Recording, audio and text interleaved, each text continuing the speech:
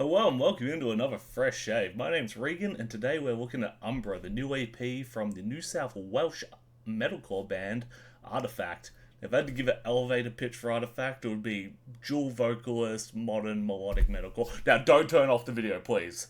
Hear me out. Straight away, I think the biggest selling point is their clean vocalist. She is amazing. And this band only formed in the 2020s, or at least only put out their first release in the 2020s, so she's good now, 5 years into the game. Imagine how good she's going to be 5 more years and 10 more years into the game. Getting on Artifact now is an investment, alright? This is now an investment YouTube series. No, it's not. Do not take financial advice from me. But do take music recommendations from me, and that is to get on Artifact. I've also got the Screams, obviously the second vocalist. What I really like in the Screams is they do a bouncy style. I find metalcore, you normally have a vocal style that hits on every beat because it creates a very aggressive attacking sound. But like I've mentioned a lot in the past, is that level of intensity is then kind of locked at that top level. There's no way to go above it. Whereas when you got that bouncy style, it's more of a hook, it's more fun, it's more engaging. I really like it in things like Slam Death, but I love it in metalcore as well. And then when you want to really turn on the intensity, you can go from, hitting on every other beat to hitting on every beat. It leaves room to breathe, which is why I think it's the goer. Instrumentally, it's paired really well with it as well. They've got a good technical proficiency on display most of the times. Other times, it doesn't really innovate from, the rest of the modern metalcore scene. It just kind of uses this genty style which really matches the bouncy vocals, but on the other hand is also very overplayed right now. So at their worst points, it just feels like they're playing the same gent riff over and over again at different speeds. But then at other times, they're really good at rolling in other riffs that have sometimes a real thrashy vibe to them, or even just straight up death metal riffs, and I'm hooked back in with that. They're especially good at putting those at the start of their songs. The opening riff is so important, and they on most of these tracks just start with real fucking earworm, listen to that, and then it'll kind of get into the bouncy riff for the verses. They're also really good at using guitar solos, which I love. It's in a genre that's so flooded with stock standard breakdowns.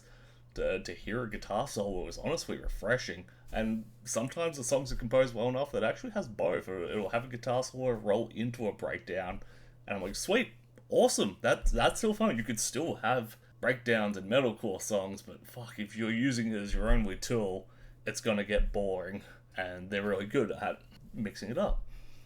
Ironically, when I last spoke about Artifact, I think it was back on the Tunes days, I praised their use of mixed vocalists in the live show, as they'd sub off a vocalist if they weren't needed, and they'd actually leave the stage. I thought it was really good to just not have awkward band members standing there when they're not needed.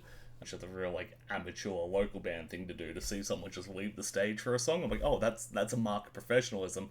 But on the record, where I feel like it's really scream heavy, it leaves me wanting for those clean vocals. So I've almost come to regret my thing of oh, it's cool to see single vocalists take single songs down. I'm like, no, dual vocalists on every song. Funny how one thing works well for live, whereas one works better for the record. My favourite track on the EP is easily Avoidant. It starts with this really fun kind of beeping sound. I don't know how they do it, whether it's done on a synth or if it's done with a guitar through some effects pedals.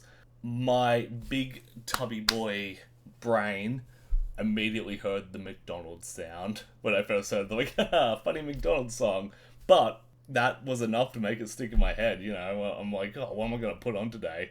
Quite often the first thing was how about that one with the funny McDonald's beep at the start?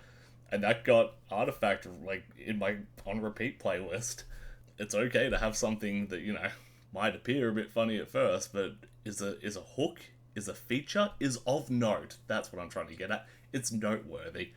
Whereas so much, especially in this genre, in this country, so much music isn't noteworthy, and that's why it's listened once. Yep, IGN 7 out of 10, something for everyone, move on. Whereas this is oh cool, it's got something I can anchor my memory onto and be Artifact, they've got the beep song. I'm getting way too obsessed about the beep. What this song does well, outside of the beep, we love the beep, is it puts all their strength on a single track. Like, if you're going to introduce them to a new listener, and if you're listening to this now and you don't know Artifact, I would really recommend checking out Avoidant as a one-song recommendation. It's got these really nice dreamy bits. That beeping sound kind of becomes a very like washed out dreamscape sound in the background. And normally when you have those, I find they get pushed too far into the background and it just comes a bit of white noise, whereas this is really forward and adds more to the song as a result. I kind of hope it's done with the guitar so that when they play live, they do the effect live. Just the more you can have in your live package, the better, but obviously backing tracks are just so commonplace. I'm not going to judge any band for using them. In fact, I often kind of just wish bands would use backing track when they have things like synth players, keyboard players who are on stage and you just can't hear it because it is too washy and too pushed into the background. I'm like, well, why even have a person on stage for that, you know? Just have a backing track, have a laptop, save yourself a lot of travel costs for your band. Whereas this is almost the inverse. When I hear Avoidant, I'm like, if that's done on a synth or on a keyboard or something, maybe that's what they need to add to the band to get that it factor. Maybe I started asking myself, maybe Artifact needs a live keyboardist. And then I'm like, maybe not though. Maybe it's best because it's used sparingly. Which they do with other aspects as well. In the second last song, Indefinite, they bring in a third vocal style that's like this kind of like really emotional post-hardcore scream, and like to bring it in later into the EP as well, and just to use it once in the entire EP, really good. Again, it creates a memorable point of like, oh, Avoidant has the beep, Indefinite has that like post-hardcore scream in it. Really just adds flair to each track and makes it unique and gives it its own personality. Again, it's just an EP, so if you're interested, I recommend giving it a full spin.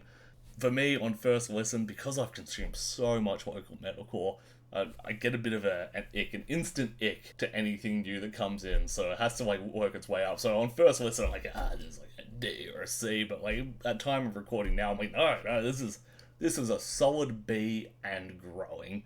So I reckon listen to the whole thing so it has a chance to show off all its tricks, because it's got a lot of tricks in its bag, and it uses them sparingly so that you do build that like, oh, cool. They used that once, and it was really impressive because they didn't run it into the ground. It's a chockers EP too, for 25 minutes, you know. I feel like a worse band would have put 3 cutting room floor songs in that and called it an album, and it would have been a subpar album. Nah, keep it tight, only put your best foot forward, and you get this really nice, solid, 6-song, 25-minute EP. Kudos for a really well-composed full release on that. Besides all that, my only other note would be, Artifact, come back to Melbourne soon. Please play Melbourne again soon. Yeah, really good EP. I highly recommend giving it a spin. Thank you very much for watching. I've been Regan Boyce, aka Pink Demon, and I'll catch you in the next one. Peace. You turn the recording on. Thank you for not turning the streaming on. Hey, thank you for not going live on Twitch, little man. Because otherwise you'd have to entertain people. I'm trying to record an album review, you know. You're on the review. Hey? You gonna be famous? You got opinions? You got opinions about local metal?